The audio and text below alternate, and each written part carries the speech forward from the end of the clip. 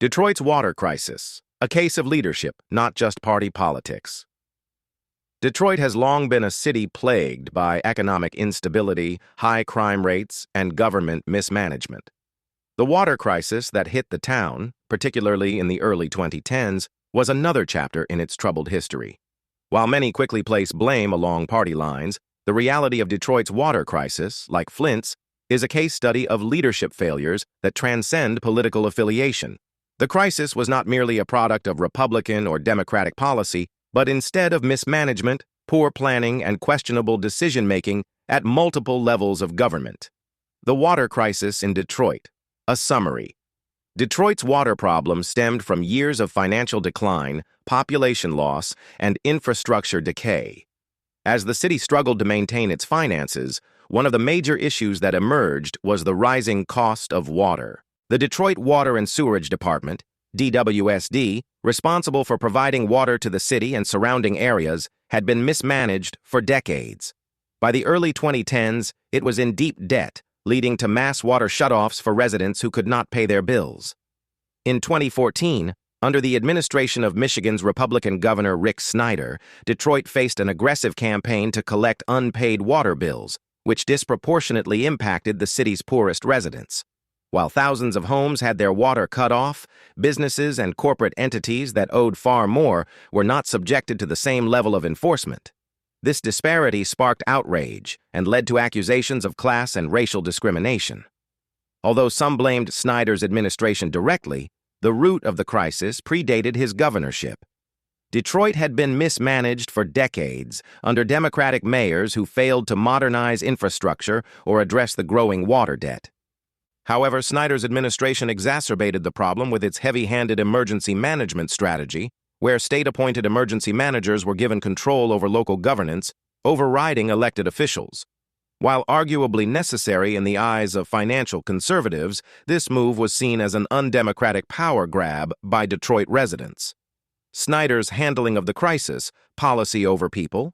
Governor Rick Snyder took a technocratic approach to Detroit's financial crisis, including its water problems. His administration focused on balancing the books rather than addressing the human cost of policy decisions. Instead of working on a long-term solution for water affordability and infrastructure investment, the state prioritized aggressive debt collection. This approach created a situation where thousands of low-income residents were left without access to clean water, despite water being a basic necessity. This wasn't the first time Snyder's leadership on water issues was questioned. Around the same time, the Flint water crisis was unfolding, another disaster that resulted from cost-cutting measures. Flint's crisis was caused by switching its water supply from Detroit's system to the Flint River, driven by state-appointed emergency managers looking to save money. The result was widespread lead poisoning that harmed thousands of children. Although Flint's water crisis was more severe regarding health impact, Detroit's crisis reflected the same pattern. Financial considerations were prioritized over human welfare. It's important to note that while Snyder was a Republican, his approach to governance was not traditionally conservative in promoting local control and limited government. Instead, he expanded state control over struggling cities, installing emergency managers who were not accountable to voters. Both the left and the right criticized this heavy-handed intervention. Progressives saw it as an attack on local democracy. At the same time, conservatives questioned the effectiveness of state overreach in fixing Detroit's deep-seated problems. Beyond partisanship. Bad leadership is not exclusive to one party. Detroit's water crisis illustrates that political party labels do not always determine good or bad governance. While Snyder, a Republican, mishandled the situation, many of the conditions leading to it were created under decades of Democratic rule in Detroit. Corruption, mismanagement, and financial incompetence plagued the city for years before Snyder took office. Some of the worst examples of Democratic mismanagement in Detroit included Kwame Kilpatrick's corruption scandal. The former Democratic mayor was convicted on multiple corruption charges, further damaging the city's finances. Misuse of federal funds. Detroit received significant federal aid over the years, but often misallocated resources or failed to implement sustainable infrastructure projects. Public sector mismanagement. City services deteriorated due to bureaucratic inefficiencies, wasteful spending, and failure to modernize systems. Yet, when Snyder took over, rather than taking a more community-centered approach, his administration's policies worsened the situation by prioritizing financial austerity over citizen welfare. This case proves that bad leadership is not exclusive to one party. Both Democrats and Republicans have, at times, failed Detroit's residents. Lessons from Detroit's water crisis. 1. Blind loyalty to a party is dangerous.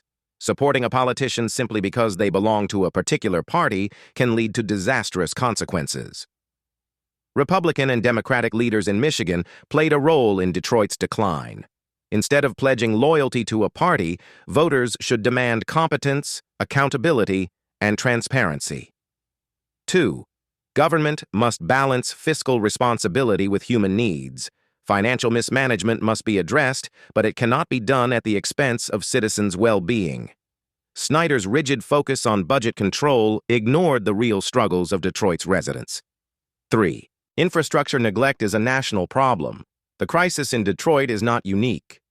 Many American cities suffer from decaying infrastructure, outdated water systems, and financial mismanagement. If these issues are not proactively addressed, similar crises will unfold elsewhere. 4. Emergency management must be handled responsibly. While emergency managers can help stabilize financial situations, they must be held accountable and not given unchecked power. Detroit and Flint show the dangers of allowing unelected officials to make critical decisions without local oversight. Conclusion. Leadership matters more than party. Detroit's water crisis is a lesson in governance, not just partisanship. While it is easy to blame Republicans or Democrats, bad leadership exists on both sides. The failures in Detroit and Flint were not purely ideological.